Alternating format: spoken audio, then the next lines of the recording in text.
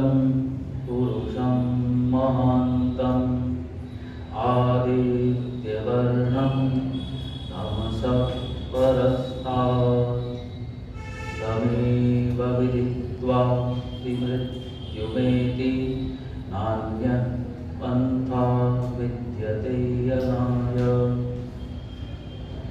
अकामो धीरो अमृतं स्वयंभू रसेन तृप्तं न कुतश्च नून तमेव विद्वान् न विभाति मृत्युरात्मानं धीरम् अजरं युवानं वेनस्तत्पश्यन् निहितं गुहासत् यत्र विश्वं भवत्येकनीडं तस्मिन् सञ्च विचैति सर्वं स ऊतः प्रोतश्च विभुः प्रजासु। आदरणीय बंधुओं, मातृशक्ति, प्यारे बच्चों, आप स्तुति प्रार्थना उपासना के मंत्रों में 8 मंत्रों में एक मंत्रार्थ बोलते हैं। प्रति रविवार को हम लोग बोलते हैं। मंत्र है सैनो बंधुर जनिता, अर्थात ईश्वर हमें भ्राता के समान सुखदायक है। तो ईश्वर की उपासना करने का क्या प्रयोजन है? ईश्वर की स्तुति प्रार्थना उपासना करने का क्या प्रयोजन है जी? ईश्वर के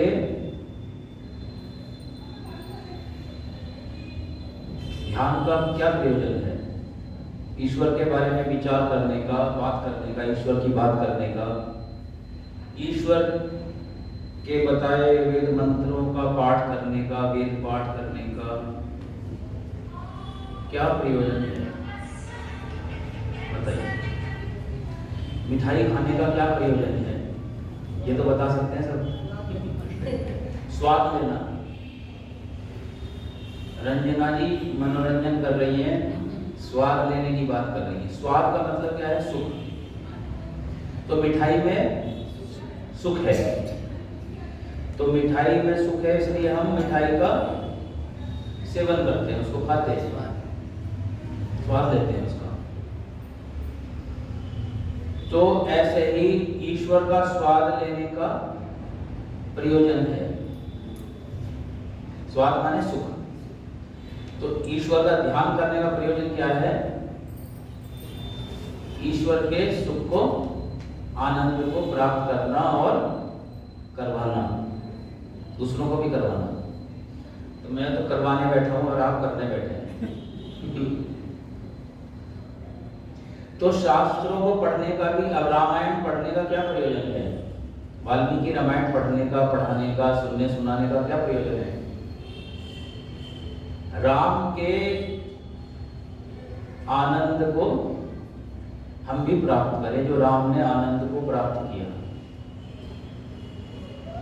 तो राम ने आनंद को प्राप्त किया या नहीं किया? ऐसे तो ना रखते लोग अपना नाम रामानंद, क्या जी? तो राम के आनंद को प्राप्त करना, केवल आनंद को ही प्राप्त करना, आनंद केवल ऐसे मिल जाता है क्या? बिना पढ़े लिखे? क्योंकि किसी को सुख बिना पढ़े लिखे मिलता है? आप जो पढ़ाई लिखाई करते हैं उससे जॉब लेते हैं, बिजनेस करते हैं और फिर उससे साधन धन प्राप्त करते हैं और धन से सुख सुविधाओं के सामान जुटाते हैं सब। तो ज्ञान से आनंद प्राप्त होता है। सुन रहे? आनंद का मूल क्या है? ज्ञान। तो वाल्मीकि रामायण में श्री रामचंद्र जी महाराज, जो कौशल देश के दशरथ पुत्र थे, और सरयू नदी के किनारे जिनका राज्य था, नगरी थी जिनकी अयोध्या, तो वहां पर एक ऐसे राजा हुए जो इक्ष्वाकु वंश चला आ रहा था। महर्षि मनु ने वो नगरी बसाई थी और महर्षि मनु ने, जिन्होंने मनुस्मृति लिखी, उसके भी बहुत सारे जो श्लोक हैं वो रामायण में हमें देखने को मिलते हैं। देखिए, मेरा विषय जो है ना रामायण महाभारत नहीं है, पहले सुन लीजिए। मेरा विषय तो अध्यात्म है, मैं आध्यात्मिक वक्ता हूँ, लेकिन हमारी हर्ष माता जी के अनुरोध से, आग्रह से मैंने ये विषय चुना है, वाल्मीकि रामायण। तो बड़ा आनंद आता है इसका पाठ करने में भी।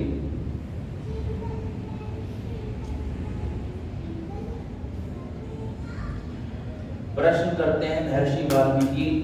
बालकांड जो पहला कांड है उसमें महर्षि वाल्मीकि नारद जी से प्रश्न करते हैं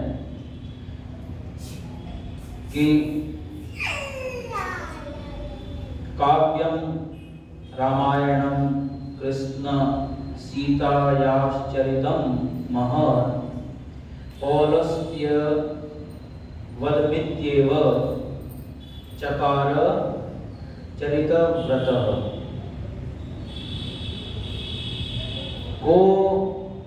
कोन्वस्मिन् साम्प्रतं लोके नारदं परिप्रपच्छ वाल्मीकि मुनिपुंगवं चारित्रेण चैको युक्तः आत्मवान् जितक्रोधो महर्षे त्वं समर्थोसि ज्ञातुमेवं विधं नरम्। मुनेः वक्ष्याम्यहं बुद्ध्वा तैर्युक्तः श्रूयतां नरः इक्ष्वाकु वंश प्रभवो रामो नाम जनैः श्रुतः। कहते हैं कि गुणवान, अभी मैं आपसे प्रश्न कर रहा था मिठाई क्यों खाते हैं, रामायण क्यों पढ़ते हैं? तो मिठाई इसलिए खाते हैं कि मिठाई का सुख लेने के लिए, और ईश्वर का ध्यान क्यों करते हैं? ईश्वर से आनंद पाने के लिए। और राम का गुणगान क्यों करते हैं? राम के जैसे बनने के लिए। तो राम जितने गुणवान थे, वो गुणवान जो कोई बनना चाहे, जो राम के गुणों को जानना चाहे, राम के गुणों को श्रेष्ठ मानता हो कि मुझसे ज्यादा गुण राम में होंगे, जिसको कहीं से सुना हो, जनश्रुति मिली हो, तो वो व्यक्ति रामायण पढ़े, जरूर पढ़े। उसको पता लगेगा राम में कितने गुण थे। तो महर्षि वाल्मीकि प्रश्न करते हैं कि केवल ज्ञान से ही सुख नहीं मिलता, ये भी सुन लीजिए। ज्ञान के साथ में कर्म भी जरूरी है, उपासना भी जरूरी है, सत्संग संगति भी जरूरी है।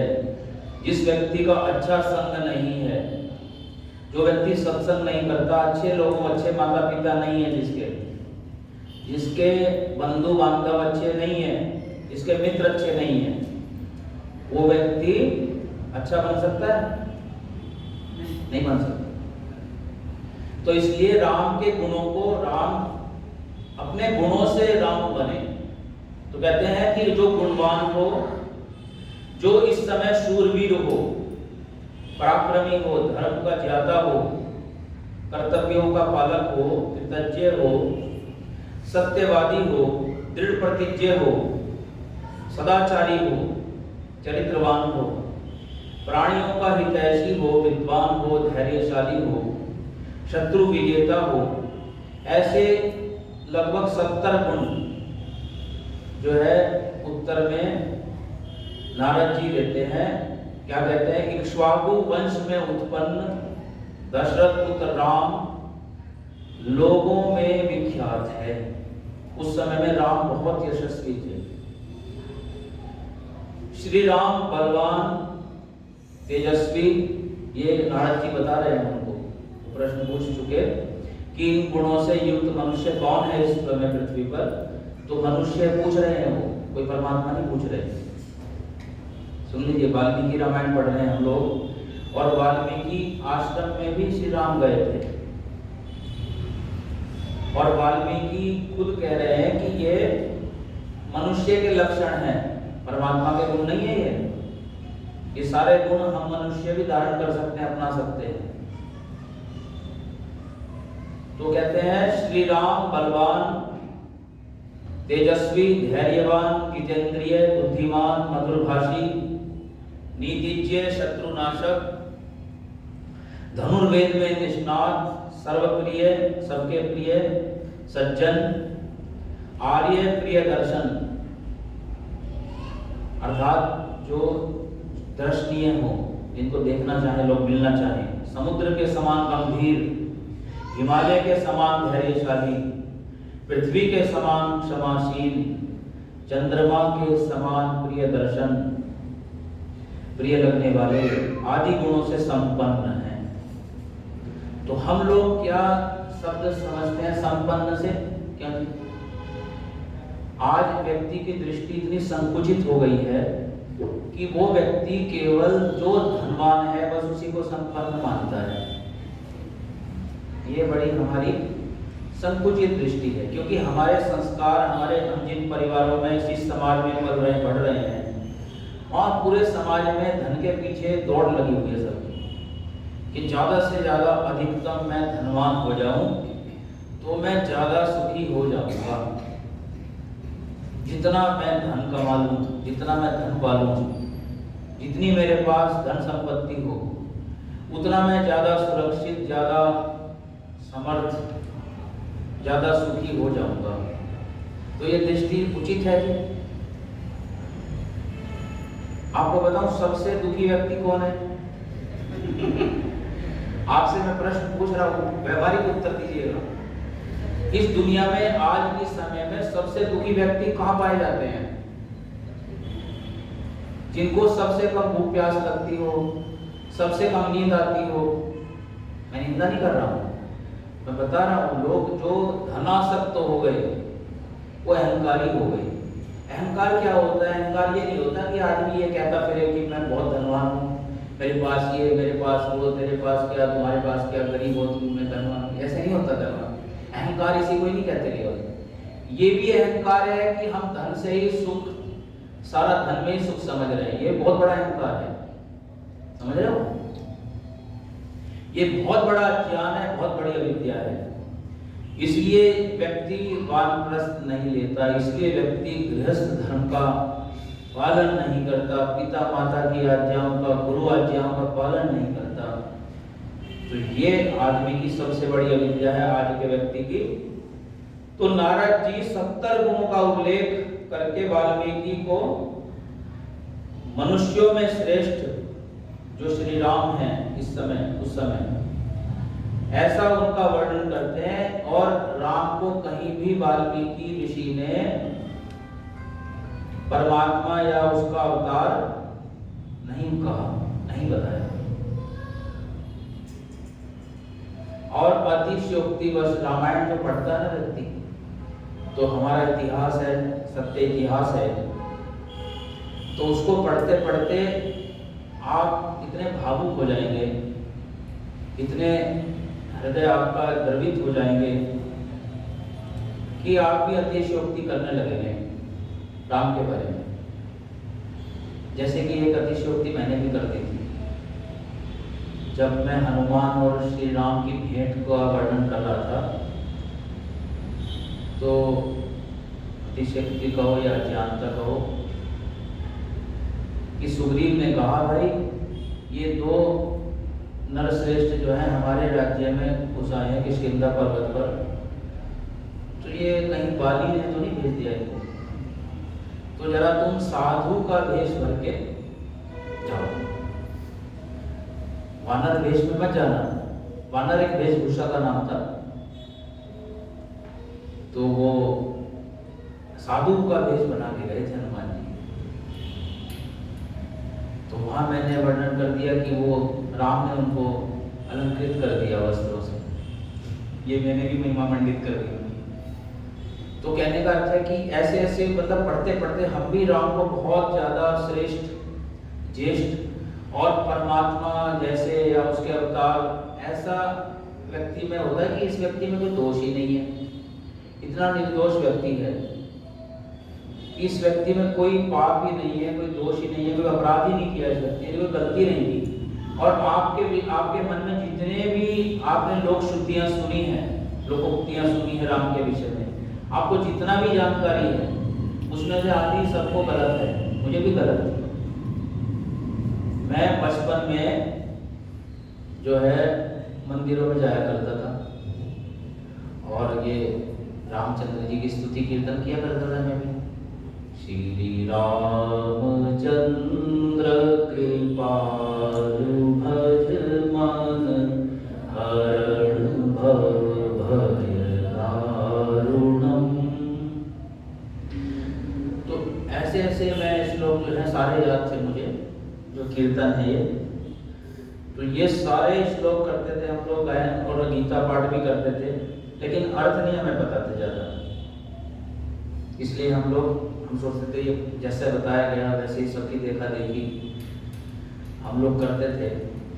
लेकिन क्योंकि मेरे दादाजी बहुत तुलसीदास जी की रामायण को बड़ा मानते थे, वो श्लोक बहुत सारे उनके जो हैं दोहे गाया करते थे, सुनाया करते थे बचपन में हमें। तो तुलसीदास जी ने भी उत्तर कांड की तरह इनको विष्णु का अवतार, विष्णु भगवान का अवतार मान लिया। तो इस वजह से वो महर्षि न्याय ने सत्यार्थ प्रकाश के तीसरे समोल्लास में श्री रामचरितमानस का निषेध कर दिया कि ये निषिद्ध ग्रंथ है, अनाश ग्रंथ है, क्योंकि उसमें आपको जितने भी राम के विषय में शंकाएं हैं लोगों को कि अगर मैं एक प्रवचन ऐसे ही कर लूँ कि आपसे प्रश्नोत्तर कर लूँ कि आपको वाल्मीकि रामायण में जो पूछना है वो पूछ लो तो भी अच्छी बात होगी, आपकी सारे प्रश्नों का समाधान कर देंगे। क्योंकि उसमें जितनी भी हमने सुना है कि सीता माता को धोबी के कहने से रामचंद्र जी ने उसको निकाल दिया अपने राजभवन से, अपने राज्य से, ये सब व्यर्थ की बातें कहीं भी वाल्मीकि ने नहीं लिखी। और वाल्मीकि रामायण में बहुत सारे प्रक्षेप हैं, मिलावट है। अब एक सामान्य व्यक्ति जो है ना उसको नहीं देख सकता क्या मिलावट है। मैं भी ढूंढ के लाया हूं थोड़ी सी मिलावट है।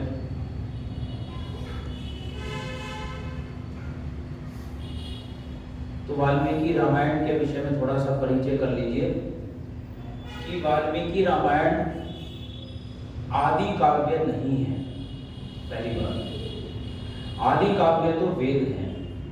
ये जो 4 वेद है ना आपके सामने रखे हैं, ऋग्वेद, यजुर्वेद, सामवेद, अथर्ववेद, ये इस सृष्टि का सबसे आदि काव्य है। आदि माने प्रारंभिक, पहला। ये जब सृष्टि बनी तो उसके बाद सबसे पहला काव्य रचना परमात्मा के द्वारा ऋषियों के हृदय में की हुई ये वाणी है, जिसे ऋषियों को बुलवाया गया परमात्मा के द्वारा। पहली बार जो वेद भाषा सिखाई गई वो पूरी छंदों में है, अनुष्टुप छंद, त्रिष्टुप छंद, गायत्री छंद, इन सब छंदों में है।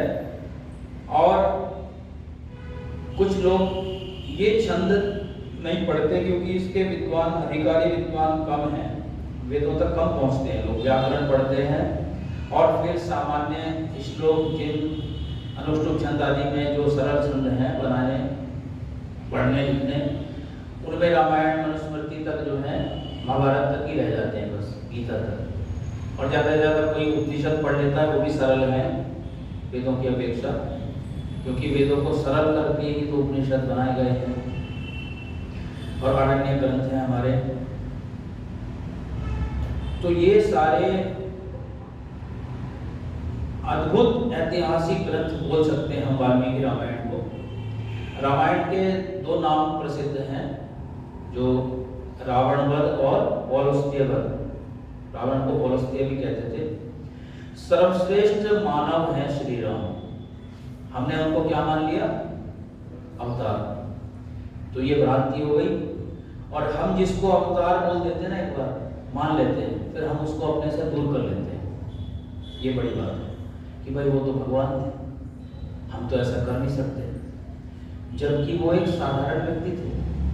साधारण व्यक्ति होकर के उन्होंने असाधारण काम किए। और जो व्यक्ति साधारण काम भी नहीं करता, पढ़ना लिखना, परिवार का अच्छी तरह पालन करना, ये कार्य भी जो सामान्य कर्म भी नहीं करता अच्छे से, उसको भी बड़ा लोग निंदा करते हैं उसकी। तो साधारण काम भी नहीं कर पाते लोग, और साधारण व्यक्ति साधारण काम कर करके ही असाधारण हो जाता है। ये भी सुन लीजिए, साधारण कार्यों को बहुत कुशलता से कर करके ही व्यक्ति असाधारण हो जाता है। तो रामायण का जो रचना काल है, देखिए द्वापर युग जो है 8,64,000 वर्षों का होता है, जिसमें कृष्ण जी महाराज हुए। महाभारत काल जो है तो 8,64,000 वर्ष तो द्वापर काल बीत गया, और 5,500 वर्ष लगभग महाभारत काल को हो गए, कलयुग चले हुए हो गए। कलयुग के इतने वर्ष हुए कि कलयुग शुरू हुआ है एक तरह से। तो कलयुग का अर्थ ये नहीं है कि वो जो बुरा युग है, कल का मशीन भी होता है, मशीन का युग है, तो कलयुग भी कहते हैं इसको। ऐसा मत समझना ये सतयुग नहीं है, ये द्वापर नहीं है, त्रेता नहीं है। त्रेता में श्री राम हुए तो लगभग 9 लाख वर्ष श्री रामचंद्र जी महाराज को ऐसा मानते हैं हुए हैं। कुछ विद्वानों के अलग अलग मत हैं इसमें, कोई 12 लाख वर्ष भी मानता है, कोई और भी प्राचीन मानता है इसको, क्योंकि इसका रामायण का जो उल्लेख है ये महाभारत में भी हुआ है। महाभारत के वन पर्व में रामोपाख्यान करके एक बहुत बड़ा विस्तार से वर्णन है कि बाल कांड से लेकर के बाल कांड, अयोध्या कांड, है ना, अरण्य कांड, किष्किंधा कांड, सुंदर कांड, युद्ध कांड तक महाभारत में पूरा रामोपाख्यान के नाम से वो प्रसिद्ध है। तो वन पर्व में महाभारत के महर्षि व्यास ने रामायण का पूरा संक्षेप में वर्णन किया है, तो इसलिए ये महाभारत से प्राचीन तो सिद्ध हो ही गया रामायण काल। तो वेद में कोई मिलावट नहीं कर सका, प्रक्षेप नहीं कर सका, किंतु रामायण में हुआ, क्योंकि वेदों को हम लोग स्वतः प्रमाण मानते हैं। 2 प्रकार के प्रमाण ये महर्षि दयानंद की विशेषता थी कि उन्होंने सब ग्रंथों को, जितने भी प्रचलित है प्रचलित ग्रंथ थे, उनके बारे में ये स्पष्टीकरण कर दिया सत्याप्रकाश आदि ग्रंथों में और अपने व्याख्यानों में कि भाई 2 प्रकार के एविडेंस होते हैं, प्रमाण होते हैं। शब्द प्रमाण की बात हो रही है, तो शब्द प्रमाण में, शब्दों में हम किसको प्रमाणित माने, किसको मान्य माने, स्वीकार करने योग्य माने सबसे ज्यादा, तो वेद तो स्वतः प्रमाण माना गया वेदों को, और बाकी वेद से अतिरिक्त जितने भी ऋषियों के ग्रंथ हैं, चाहे रामायण है, ये महाभारत है, ये तो हमारे हिस्टोरिकल बुक्स हैं, ये हमारी ऐतिहासिक ग्रंथ हैं, इतिहास है इनमें हमारा। और जितने भी उसके बाद में ब्राह्मण ग्रंथ हैं, गोपद, शतपथ, ऐत्रेय, ब्राह्मण आदि, और आरण्य ग्रंथ, स्मार सूत्र, स्मृतियाँ, मनुस्मृति आदि, और धर्मशास्त्र, श्रोत ग्रंथ, और जितने भी अन्य ग्रंथ हैं सब ये क्या है, रामायण आदि परतः प्रमाण। अगर वेदों के अनुकूल ये है तो प्रमाण है, वेदों के विरुद्ध अगर इनमें कोई बात है तो वो हमें मान्य किसी को नहीं होनी चाहिए।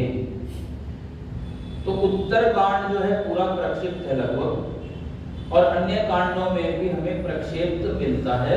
जैसे कि एक मैं आपको थोड़ा सा संकेत करूं, जब भरत जो है रामचंद्र जी का उनको पता लगा कि वो वनवास हो गया है, तो उनकी खोज में निकले तो उन्होंने भरद्वाज, जिसको भारद्वाज बोलते हैं, भरद्वाज है वैसे, भरद्वाज ऋषि के आश्रम में वो रुके और वहाँ पर वाल्मीकि रामायण में बहुत सारे ऐसे हैं कि उन्होंने मद्य पी, मांस खाया और उनके सैनिकों ने खूब रास रंग किया, खूब लीला की। तो इस तरह की जो बातें हैं वो वेदानुकूल न होने से हम उसको प्रक्षिप्त मानते हैं आर्य समाज में।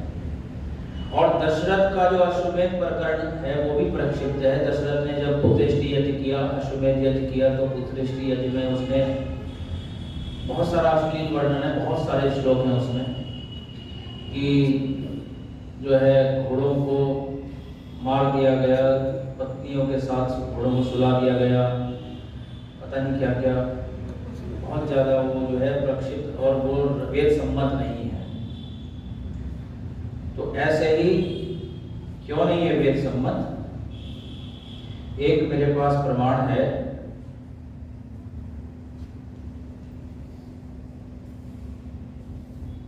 हाँ इदम, क्योंकि वाल्मीकि ऋषि ने सबसे प्रारंभ में बालकांड में ही कह दिया था रामायण के, क्या कहा था? इदम, यह पवित्रम, रामायण पवित्र ग्रंथ है। और पापघ्नम, पापों का अग्न माने नाश कर, पापों का नाश करने वाला ग्रंथ है ये। और पुण्यम, पुण्य देने वाला है, इसको पुण्य के लिए लिखा गया है। और एक बात बहुत सुंदर है, दो शब्द याद कर लीजिए, वेदैश्च सम्मतम, अर्थात ये वेदों की सम्मति के अनुकूल है। ये परमात्मा के वेद ज्ञान के अनुकूल मैं शास्त्र रचना कर रहा हूँ। ये तो जो व्यक्ति की प्रतिज्ञा ही यही हो, तो ये ऋषियों की शैली नहीं है कि वो अपनी बात को बाद में काट दें, पहले कुछ कहें और बाद में वेद विरुद्ध वर्णन कर दें, क्योंकि ऐसा वर्णन सर्वत्र नहीं मिलता। कहीं कहीं सीधा समझ में आता है भाई यहाँ मिलावट हुई है। और विद्वान जो होते हैं वो देख लेते हैं, जो शास्त्रों को पढ़े हुए हों, जिन्होंने वेद वेदांग पढ़े हों, तो उनको बहुत आसानी से जो है पता लग जाता है कि भाई ये मिलावट है। अगर आप महर्षि दयानंद के ग्रंथ भी पढ़ लें सारे के सारे, तो आपको पता लग जाएगा। कोई सा भी रामायण महाभारत या कुछ भी गीता, कोई भी पुस्तक आपको व्यक्ति भेंट करे और आप उसको पढ़ के पता लगा लो कि भाई ये दूध है और ये पानी है, इसमें ये मिलावट इसमें हुई है। तो ये इतना सरल है। तो रामायण काल में, रामायण में जो है बौद्ध निंदा भी है, बौद्ध मत की निंदा भी की गई है। अब बुद्ध मत तो अभी हुआ है, बुद्ध तो महाभारत के बाद अभी, तो ये भी सीधी सी बात समझ में आ रही है, प्रक्षिप्त है। और उसमें जो है इसके ऊपर बहुत सारी टीकाएं लिखी गई हैं और बहुत सारी रामायण प्रसिद्ध हैं। एक राजा भोज हुए हमारे, उन्होंने भी चंपू रामायण करके लिखी है, बहुत अच्छी रामायण है वो भी। और बहुत सारी रामायण है, रामचरितमानस तो आपको पता ही है, वो तो प्रक्षिप्त मानते हैं हम लोग। और वाल्मीकि के भी, रामायण के भी अनुकूल नहीं है। विविध भाषाओं में रामायण का अनुवाद हुआ है, अंग्रेजी में बहुत सारे अनुवाद हुए हैं और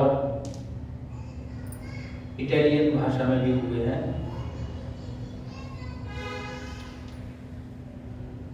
बौद्ध साहित्य में, जैन साहित्य में, विविध देशों में श्री राम गाथा का वर्णन विदेशी भाषाओं में हमें रामायण मिलती है। आर्य विद्वानों में भी पंडित आर्य मुनि द्वारा रामायण का भाष्य किया गया।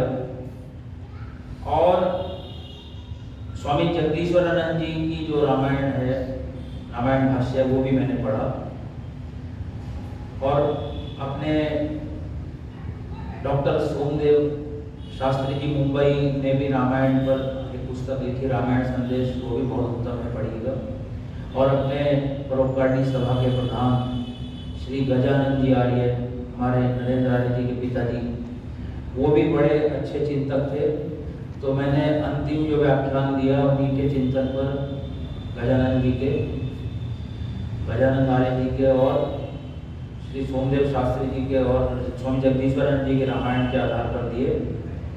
तो वाल्मीकि रामायण के बाल कांड को आज हम थोड़ा सा देखते हैं कि राजा दशरथ जो है पुत्रेष्टि यज्ञ करते हैं। तो ऐसा नहीं है हम एक सहारनपुर के गांव में गए और हमने वृष्टि यज्ञ किया।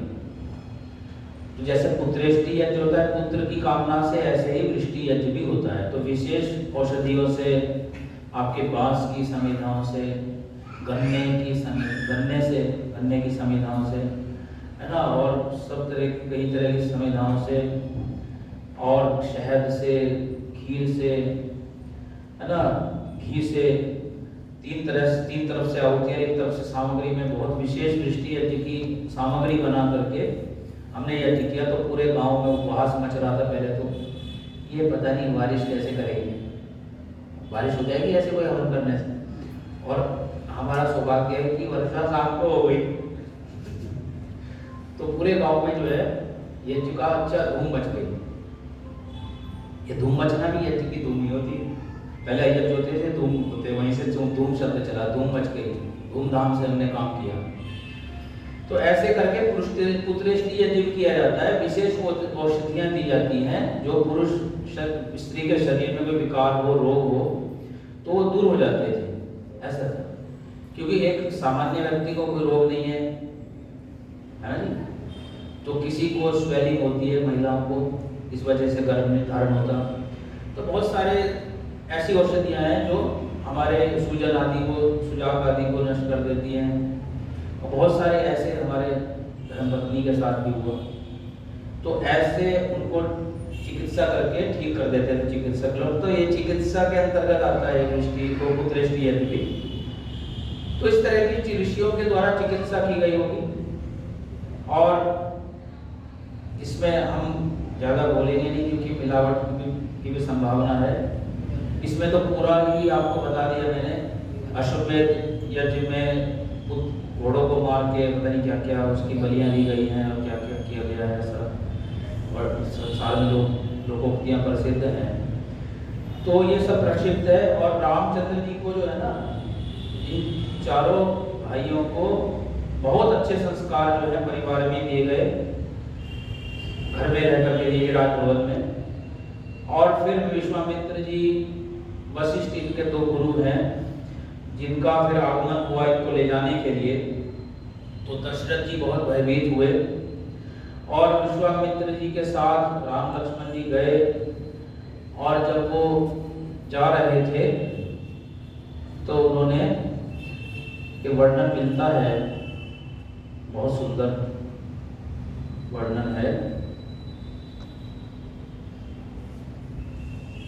देखिए, कौसल्या सुप्रजा राम पूर्वा संध्या प्रवर्तते,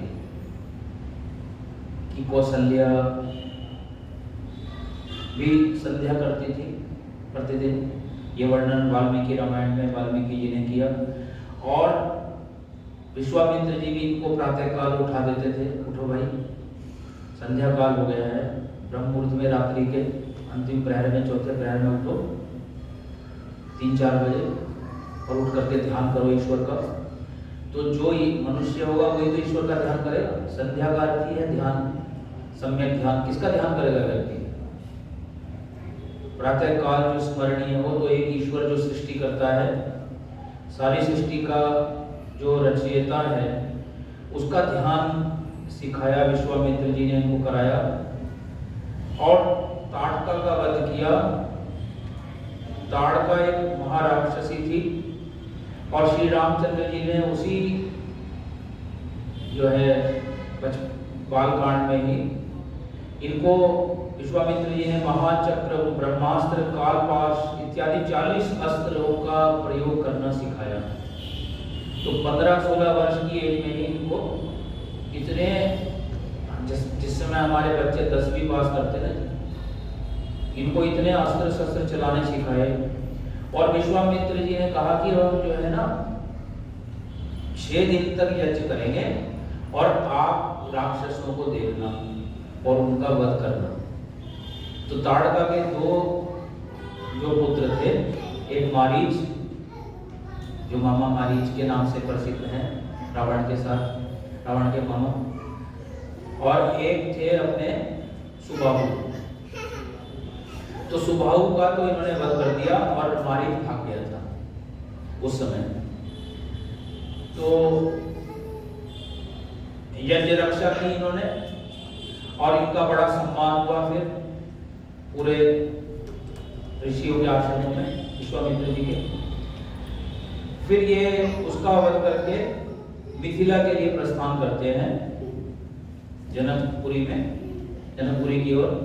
रास्ते में इन्हें अहिल्या का आश्रम मिलता है। महर्षि गौतम की पत्नी अहिल्या थी, उसको कोई दुष्चरित्र व्यक्ति दूषित कर गया था। तो महर्षि गौतम उसको प्रायश्चित करने के लिए कह गए कि तू यहाँ आश्रम में रह के तू प्रायश्चित कर, कंदमूल फल खा और बहुत सारे व्रत कर, ना निराहार रहे, अल्पाहारी बन। और वो उसको ये श्राप होता है, ये नहीं कि उसको बर्तर बना के चले गए। और रामचंद्र जी ने क्या किया, उसको चरण स्पर्श किए उसके। तो चरण स्पर्श किए तो उसका यश बढ़ा दिया, है ना, उसकी अपकीर्ति को दूर कर दिया।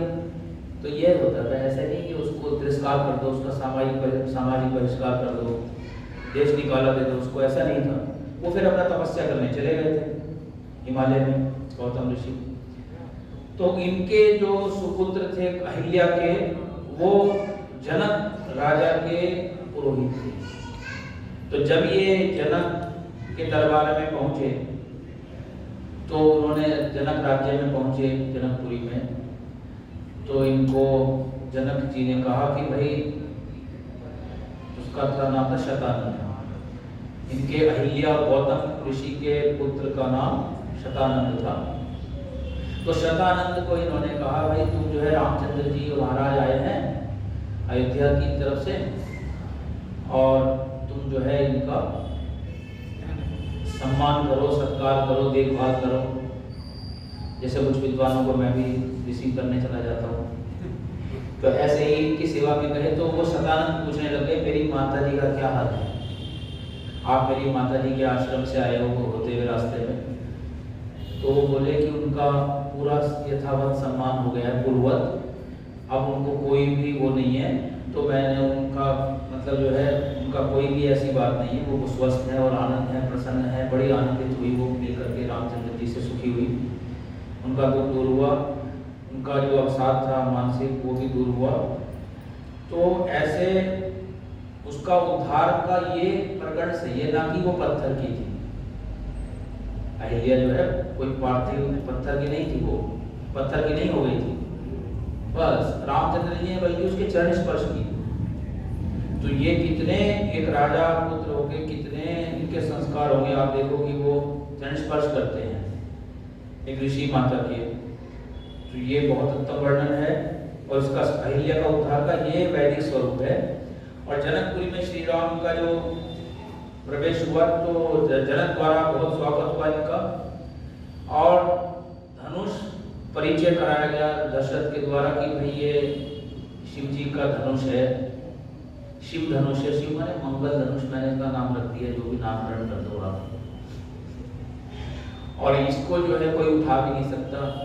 तो जैसे ही उन्होंने, राम बड़े बलवान थे, उन्होंने उठाया, उसको प्रत्येक चढ़ाने लगे तो वो टूट गया। तो वो देख के आश्चर्यचकित हो गए कि इसने कैसे तोड़ दिया। तो ये बहुत बड़ी बात है। तो ऐसे करके उन्होंने उनको चुन लिया। अब इसको क्या किया गया, इसको पूरा महिमा मंडित किया गया हमारे इतिहासकारों ने, और दरबार विभागी सब राजाएं आए। रामानंद जी ने बहुत सारा वर्णन दिखाया इसमें कि सब राजा बुलाए गए, ये वो। तो ऐसा कुछ नहीं है, बस फिर विवाह संस्कार हुआ इनका। धनुष भंग होने के बाद अयोध्या की तरफ प्रस्थान हुआ। तो अयोध्या जाते हुए परशुराम इनको मिले। परशुराम जो है विश्वामित्र जो इनके गुरु थे रामचंद्र जी महाराज के, उनकी बहन के पौत्र थे।